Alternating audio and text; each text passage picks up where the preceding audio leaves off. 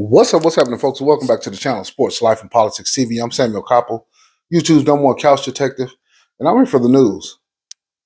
And here over this weekend, Donald Trump and his administration decided to completely back Israel publicly and start the bombing of Iran. I want to say right here and right now that they need to impeach Donald Trump and get his ass out of office. Do I think that would happen? Absolutely not. But should that be on the table? 100%. Donald Trump's rhetoric, his messaging, how he's moving, the things that he say are all over the place. He sounds like an old kook. If this is your first time watching my video, I've given Donald Trump praise where he deserves a little praise. I've always tried to be fair and balanced as much as I can. I'm apolitical. I'm not a Republican. I'm not a Democrat. And I'm not just one of those people who didn't start saying and doing that over the past year or two. I've been like this for the past at least 15 years. I've been apolitical, understanding that both sides are full of shit. But looking at Donald Trump right now, how he's moving, the words that he used, I'm starting to realize that he might go down as one of the worst presidents in United States history. Getting us embroiled in another war based on a bunch of lies is absurd. Donald Trump gets on TV and tells us he'll obliterate the nuclear facilities. Come to find out, he did not. They damaged them, but they didn't obliterate them. Come to find out, all the enriched uranium was already moved. All of the equipment that they used to make the uranium has all been moved. They bombed a bunch of empty places. And then when he finds that out, then he's talking about regime change in Iran. When earlier this morning, all of his cabinet, Marco Rubio, J.D. Vance, all of these people were saying that they're not doing that. Later on that evening, he steps on what they said by saying regime change when they just said hours earlier, all of them, that they didn't want regime change. Their messaging is ridiculous. These people are just following behind Israel. You can just tell. It's so obvious. The United States cannot afford another war. This is why I just want to pull this up right quick, you guys. This is the national debt clock. $37 trillion in debt. Look at that shit. It's almost $100,000 a second that we're going in debt. 37 trillion. 1999, I think we had zero debt. Look how much debt we've built up over the past 25, 26 years. Look at this shit. And they're talking about raging a war? Are you kidding me? Based on a lie? Listen to me. At least when we went to war with Iraq, at least they tried to sell it. They went to the UN National Security. They went and tried. I remember Colin Powell sitting there talking about yellow cake, and we seen some tubes on the ground. At least they tried to sell it to us. At least there had been an attack. We know 9/11 was a stage event, but God damn it, at least they tried to sell it. They tried to fake this one. They ain't even trying that hard no more. They asked Donald Trump. They said, Trump, are they building it? He said, Tulsi Gabbard said that they're not building the bomb. She's wrong. They said, well, is she? He said, Iran can't get a nuclear bomb, and walked off, literally, with no explanation. They're giving a zero explanation to why this war is happening the way it's happening. They're breaking all the international laws, all the UN security law, everything that you can break, every law. He's going against the Constitution. He did not run this by Congress. None of that shit.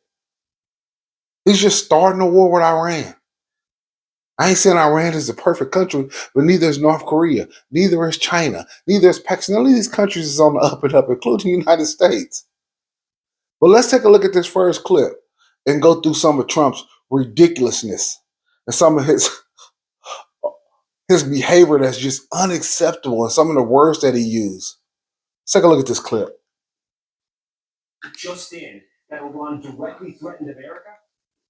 Top tonight, NBC News has learned that message from Iran was conveyed to President Trump by an intermediary during last week's G7 summit, warning the president If he launched airstrikes against Iran's nuclear facilities, Iran could respond by unleashing terrorist attacks on the U.S. by activating sleeper cells it has inside this country, according to U.S. officials. Now, I believe that? I'm skeptical of that because I haven't heard the Iranian officials say personally that they want to release sleeper cells and that they're trying to attack. This is what they said that they were told. We can't believe anything that they're saying. All as we learn new details about those historic strikes. Tonight, the new video, B-2 bombers returning to the Missouri base after those secretive strikes. And now our first look at the targets they hit inside Iran. These before and after images show the massive impact of the U.S. attack on Isfahan, one of 3 Iranian nuclear facilities hit.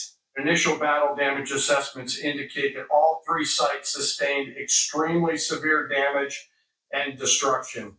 The commander-in-chief with this declaration overnight. I can report to the world that the strikes were a spectacular military success.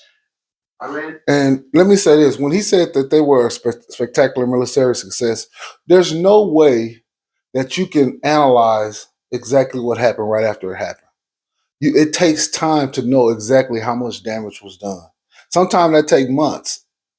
I'm not saying you can't have an initial understanding of kind of what happened, but still, when he jumps out and says that shit, he looks like a fool, and then he has to back it up with more rhetoric when he's wrong. When you're wrong, when Trump is wrong, he's one of those people who's not going to say he's wrong. He's going to double down and then say something even more outrageous. This is what Trump is doing now. This is the type of shit that he does. JD Vance is looking like, what in the fuck is he? Look at JD Vance's face, the vice president. He's looking like, what in the fuck is he talking about? These other people are closing their eyes in the back when he says that shit. I don't think deep down inside a lot of these people even want this war within this cabinet. But Israel has put so much pressure on the United States with lobbyists, and they have so much power and influence over media, money, the politicians. They fund all these campaigns that these people are in a vice. Look at these people back here. They're not 100% on board. Look at Marco Rubio and Pete and JD Vance. This is ridiculous. Key nuclear enrichment facilities have been completely and totally obliterated. I don't want to stop. I didn't want to stop. But when he said completely and totally obliterated, it was not true whatsoever. They had moved that shit out on the 18th. They had the satellite imaging that they had moved it all out on the 18th. All the trucks they had moved out, all the enriched uranium, everything that they needed to keep making that shit, they had moved it all out. They bombed a bunch of empty bunkers. That's if the bombs even reached all the way down and destroyed the bunkers, because the words that he used, complete obliteration, the general said that it was just damaged. Pentagon officials say it's too soon to tell, but tonight the U.S. is also preparing for potential Iranian retaliation, though the Trump administration emphasizes the attack was intended as a limited one-time strike. We're not at war with Iran. We're at war with Iran's nuclear program. President Bullshit. Trump inside the Situation Room with Vice President Vance, his Secretaries of State and Defense, as well as Chief of Staff Susie Wiles. And what in the fuck is this general doing, throwing up the 2 devil horns? What is he doing? What kind of demonic ritual is he in the Situation Room doing? Man, look, listen to me, man. Some of this stuff is way deeper than even we understand. Well, why would they put this particular image up? I want to ask y'all that, seriously. He's throwing up the Mano Cornutus hand signs, the 2 devil horns. Why is he doing that in the White House? And why would they have thousands of images they can put out. Why would they put this image out? Very interesting. And Joint Chiefs Chairman Dan Kane, the president issuing this warning to the Iranian regime. Iran, the bully of the Middle East, must now make peace. If they do not, future attacks will be far greater and a lot easier. For 40 years, Iran has been saying death to America, death to Israel. They've been killing our people. I decided a long time ago that I would not let this happen. The historic U.S. military operation, complex and choreographed. The nuclear sites targeted, Natanz, Isfahan, and Florida. Very deep. Let me say this. This plan That's been planned for a very long time. Even when Trump was out of office, I'm pretty sure him and Benjamin Netanyahu, if he got back office, this was the plan to bomb. So when you do these type of missions, this is not something that you plan in 24 hours, 48 hours. This has been over, I would imagine, over a year or two, at the bare minimum, a year or two at least. Beneath an Iranian mountain, the U.S. adding the element of surprise, with the president giving the final green light 48 hours after announcing he would take up to 2 weeks to decide whether to strike. Just a time to see whether or not people come to their senses. First, the apparent decoys. On Saturday morning, B-2 stealth bombers launching from Missouri flying west. Hours before the B-2s used in the actual strikes headed east. The U.S. deploying 14 30,000-pound bunker-busting bombs for the first time in a military operation. In this satellite image of Fordo, if you zoom in, you can see several holes from the bunker-busting bombs, which explode underground. The B-2s also dropping them on Natanz. They dropped 30,000-pound bombs on a target the size of a washing machine. U.S. submarines firing Tomahawk missiles to hit the Isfahan site. In all, 125 U.S. warplanes and 7. Now I want you to look at this: 125 U.S. warplanes, 75 precision guided munitions. All of that shit at empty targets. All of them people was gone. There was nobody in the facilities. All of the what was it? What they call them, centrifuges. They had took all that shit out. All of the uranium is gone. And look at all this money we spent on this shit. And then when Trump realizes that, hey man, all that shit was gone. This was basically a bunk mission. We did bomb a sovereign country, but we didn't really take out what they were trying to take out. That's a fact. So now what do? You double down. You change the subject, and now you talk regime change. Because now we don't have time to say how this mission is that bunk. Now we're worried about you talking about regime change. 55 precision-guided munitions used, and the Pentagon says Iran never fired a single shot. This operation underscores the unmatched capabilities and global reach of the United States military. Defense Secretary Pete Hegseth pinning the praise on President Trump.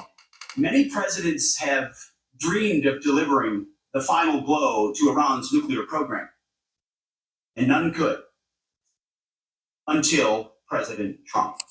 And after Director of National Intelligence Tulsi. Let me hear this one more time. I want to hear this one more time. And the Pentagon says Iran never fired a single shot. And that should be a dead giveaway right there. Iran, for Iranians, they like, why fire a shot when you dropping bombs on bogus targets, on targets where there's nothing in there?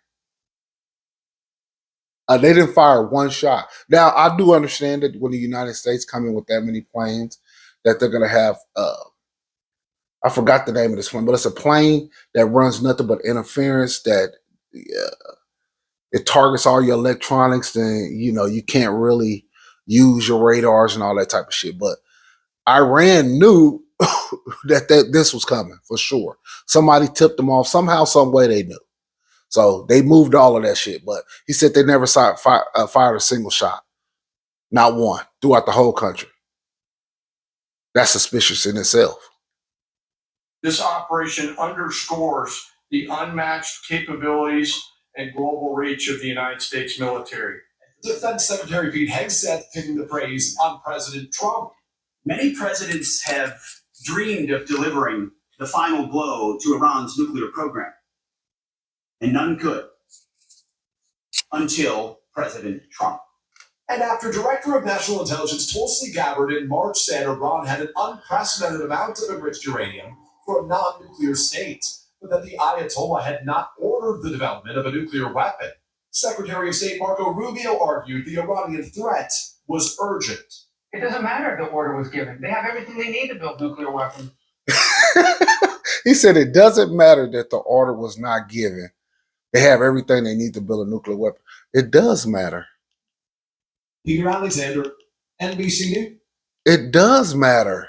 What is he talking about? It doesn't. Yes, it does. When you talk about raging war on a sovereign country, it does matter. Every detail matters, especially a detail that major and that significant. It's absurd. I mean, these people literally get on TV and say anything. They're not even selling the war to us. They just telling us. They're not even giving us no evidence of anything. They're just all talk. They're not even trying to show you photographs of this and intercepted calls of that. None of that shit. They just telling you what it is. We going to war. It is what it is. Who's the White House? Now to the stealth operation. Tonight we take you inside the warplanes and submarines that fired on Iran's nuclear facilities, the largest B-2 strike in U.S. history. NBC's Courtney Cusick with the plan of attack tonight. Tonight, new details about Operation Midnight Hammer. Just after midnight Saturday morning, a group of U.S. Air Force stealth B-2 bombers took off from Whiteman Air Force Base under the cover. Man, them are some beautiful planes, though. I ain't gonna lie. Damn, them things. I've always liked military technology. And I remember when they first showed the B-2 bomber in the early 90s.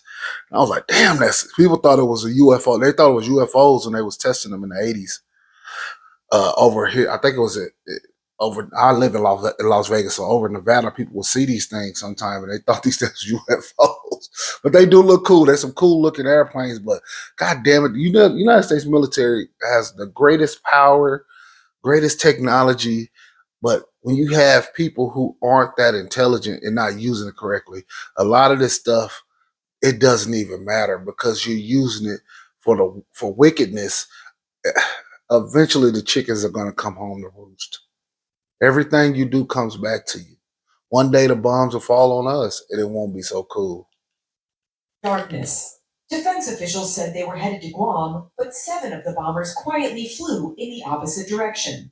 Part of the package proceeded to the west and into the Pacific as a decoy, a deception effort known only to an extremely small number of planners and key leaders. Flying in near silence to avoid detection, the bombers, each with 2 crew members and loaded with 2 30,000-pound bombs each, began their 36-hour round-trip flight, made possible by dozens of tankers refueling them in the air along the way. At 5 p.m. Saturday night, a large group of fighter jets joined the bombers as they approached Iranian airspace. At the same time, a U.S. Navy submarine launched 30 Tomahawk missiles towards Iran. Less than 1 hour later, the bombers entered Iranian airspace and some of the jets sped ahead, targeting any Iranian air defenses that could threaten the B-2s and ready to take on any Iranian jets that scrambled in their path. At 6:40 p.m., the U.S. began striking 3 locations, dropping 14 massive ordnance penetrators known as bunker busters on Fordo and Natanz, just as Tomahawk. The first time I heard of bunker busters was in the late 90s. I remember they were talking. I used to always watch the military channel, and it was a smaller version of bunker busters in Afghanistan. I remember that because they said they were trying to kill bin Laden, but they let a bin Laden escape. But they did use bunker busters before. Nothing that's this heavy, this big. I think these are a newer weapon. I think this is the offshoot of the Moab, the mother of all bombs. I remember they tested the mother of all bombs in Florida, if I'm not mistaken, before the Iraq War. It's like the biggest non-nuclear weapon in the United States arsenal. But I think they did shrunk it down some, but it still has the same power. But I think this one is a penetrator. But the other one was called a Moab. And they look very similar, but they are very powerful. But yeah, I remember them using bunker busters in Afghanistan too, but it wasn't as powerful as this one, 30,000 pounds. Missiles crashed down on a third site at Isfahan. By 7:30 p.m., all of the aircraft were safely out of Iranian airspace. According to the Pentagon, Iran never fired a shot at the U.S. aircraft. Iran's fighters did not fly, and it appears that Iran's surface-to-air missile systems did not see us. Throughout the mission, we retained the element of surprise. The B-2 bomber, the only aircraft in the world that can deploy the massive bomb, this marked the largest B-2 strike in history, a historic mission cloaked in secrecy. Courtney Cusick joins us live from the Pentagon. And Courtney, this is the first time these types of bunker busters were used in combat. What else can you tell our viewers about them? Yeah, that's right, Tom. These 30,000-pound bombs are uniquely suited to target underground facilities like the one at Fordo. They're equipped with GPS trackers, and their extremely strong casing allows them to punch through reinforced concrete and drill down up to 200 feet. You can see 3 of the holes that they made there in that picture before they even detonate. Tom? We thank you for watching. Yes, that mission was planned for a very long time with Israel. And like I said in the last video, all that talk of we trying to negotiate with Iran was disingenuous and it was not real. And this is why they can't come to a deal, because they really want to bomb them. It's just, like I said before, it's like we having a conversation talking about we supposed to talk it out, when really, as soon as I turn and look to the right, you're going to hit me square in the mouth. And that's exactly what they did. Let's take a look at this again. This is still running up. Hey, it's still running up.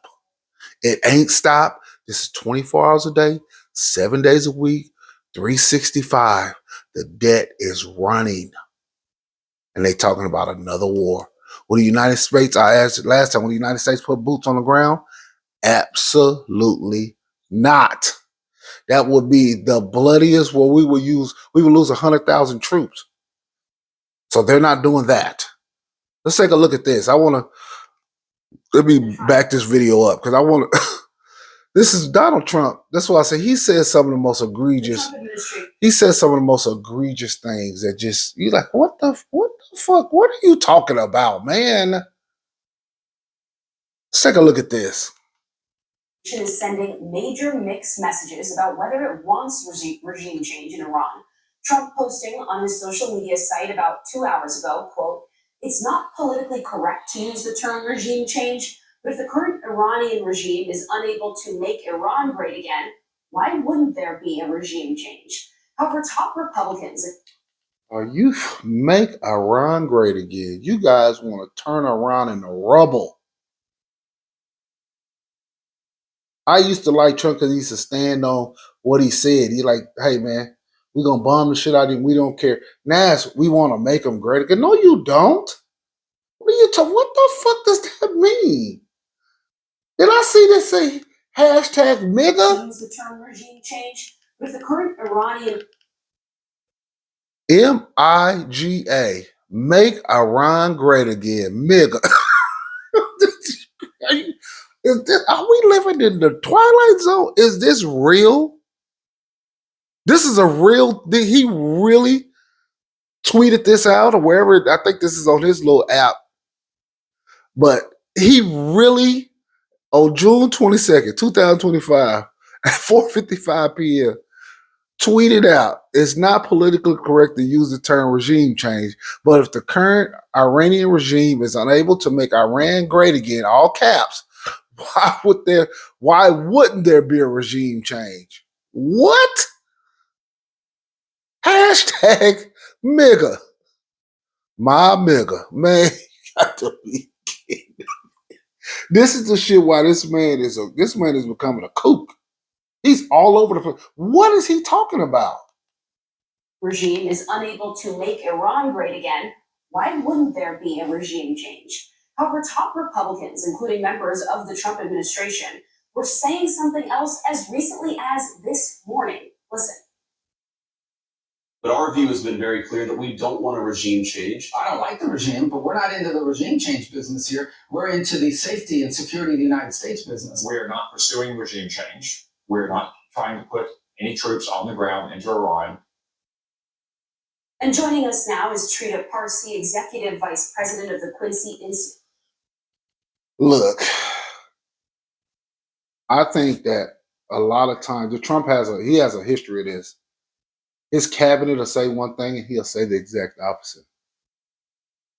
I don't know if this is his way of deception or the way he felt 8 hours ago is not how he feels at this particular moment. But whatever it is, it's so ridiculous. As you can see, all of his top cabinet members like, no, we're not looking for regime change. Then he comes out and talks about regime change. This is within hours. This is the same day. That's mixed messaging at its best. This shit can cause nuclear war. You can't listen to me. You got to say what you mean and mean what you say. All this vague in between shit when you're on the cusp of World War III is outrageous.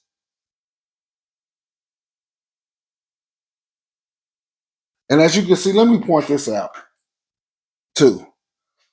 You see this right here? This is the Straits of Hormuz.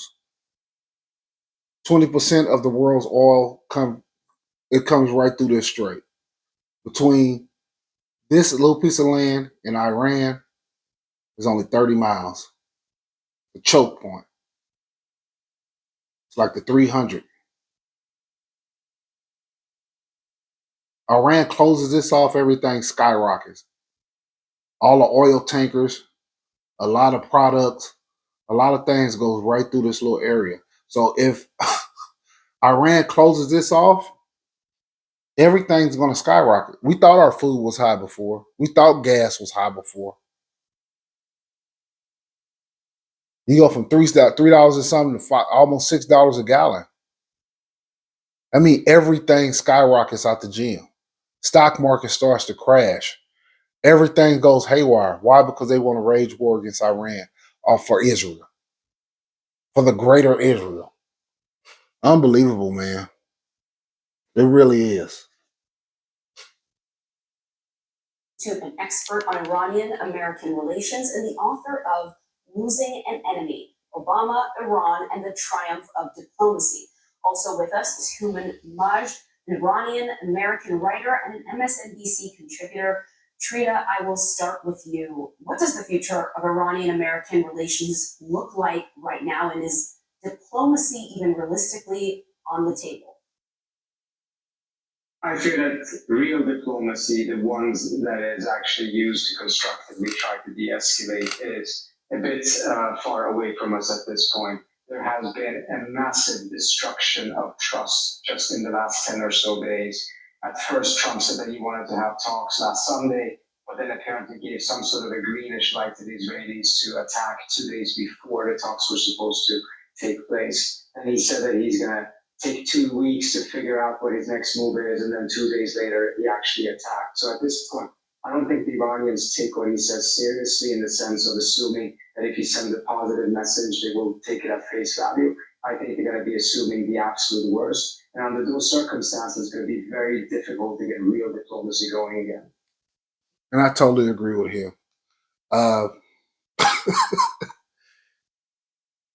This is one of those things where you just sit back and you realize, man, it's in God's hands. Like whatever happened is preordained to happen, is destined to happen. But it's frustrating to sit here and watch it that they don't even try to sell you. They don't try to sell you no more on the lie. They're just like, we lying. As you can see, the messaging is literally all over the place. They say one thing, they doing another thing. This is not just some rinky-dink country that you're going to war with. This is not somebody who you just can dismiss easily. These people are in bed with Russia and China and North Korea. And people start to look at the Americans and Israel like, are we next?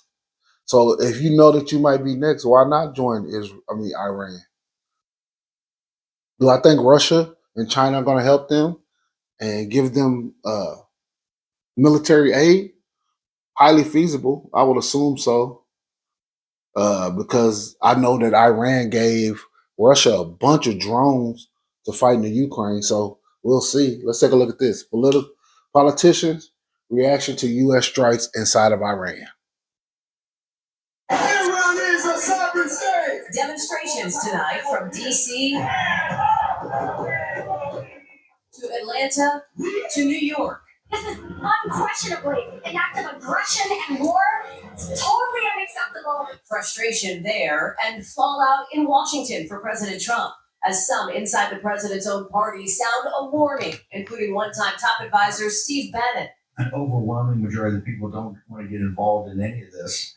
Now we're involved. Kentucky's Thomas Massey, the rare Republican lawmaker criticizing the president's move. We are exhausted. We are tired from all of these wars, and we're non-interventionists. What he promised us was we would put America first. President Trump, late today, hitting back, writing, MAGA should drop this pathetic loser, Tom Massey, like the plague.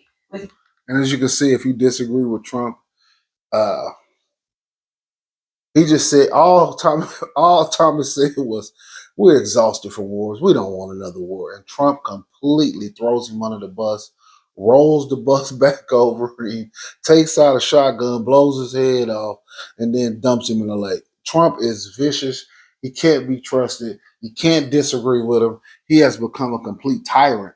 He's always had this element to him, but it was cool as long as you're not on the cusp of World War III.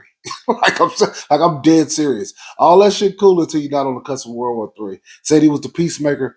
The lie detector test determined that was a lie. Let's see that again.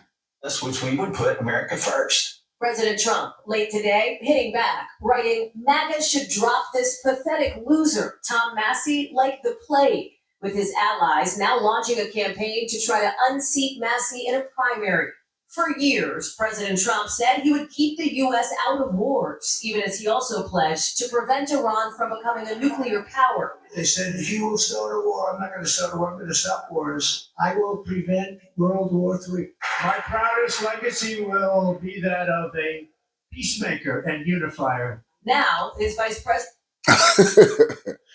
And I said this, for somebody who watches my videos, I've said this before that Donald Trump this time around, it will be a revenge tour. I felt it in my spirit. I said it when he was elected, like the day of the election. Before the election, I said, if he won, this is going to be a revenge tour. When he won, I told you this is going to be a revenge tour. Now that he's into his presidency, this is a revenge tour. And he's a pathological liar, as you can see. Peacemaker, my ass. You guys know you've been wanting to go in Iran for a very long time, and you've been making sure that all these things and steps have happened so that it can't happen. On Meet the Press, defending the decision to enter into Israel's war with Iran.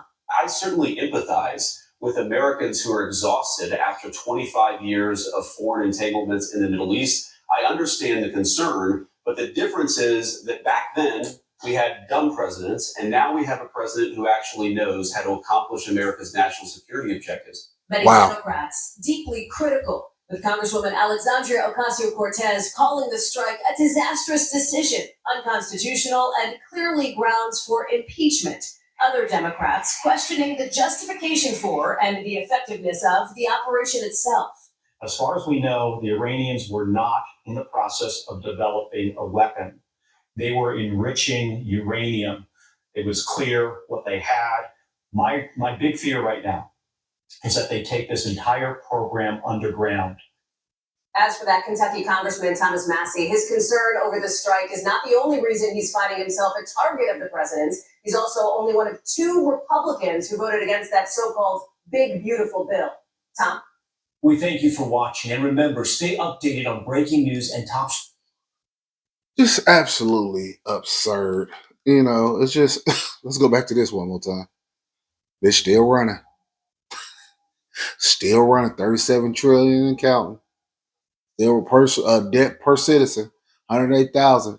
Debt per taxpayer, 323,000. Doge clock. I don't even know what the fuck they added the Doge clock. What that even means, I have no idea. Savings per taxpayer, $4,700. I don't know what that means. I think they put that on there for it so everything ain't red. They just threw that on there. Look at that. The Doge clock. 1960, federal debt to GDP ratio. 1960, 52%. 1980, 34%. 2000, 57%. Now, 123%. We're going in the wrong direction in every way, shape, or form. We're in a country that has become morally bankrupt. I don't know how long we can keep this up, you guys. Starting another war is just disastrous on so many levels. Greatest military in the world bombing empty sites, using the most advanced weapons to bomb some shit to where the centrifuges are gone, the uranium is gone. I showed you through the video, these ain't my words, these are their words. And this is why I say I'm apolitical, man. You can't trust none of these people. But by God, for all you people who are huge Trump supporters, it's looking like you made a huge mistake. And I always talk about the Negro. His pendulum swings too far from one side to the other. So many Negroes now have jumped totally on Donald Trump's side. Now he's about to start World War III. Where do you jump to now?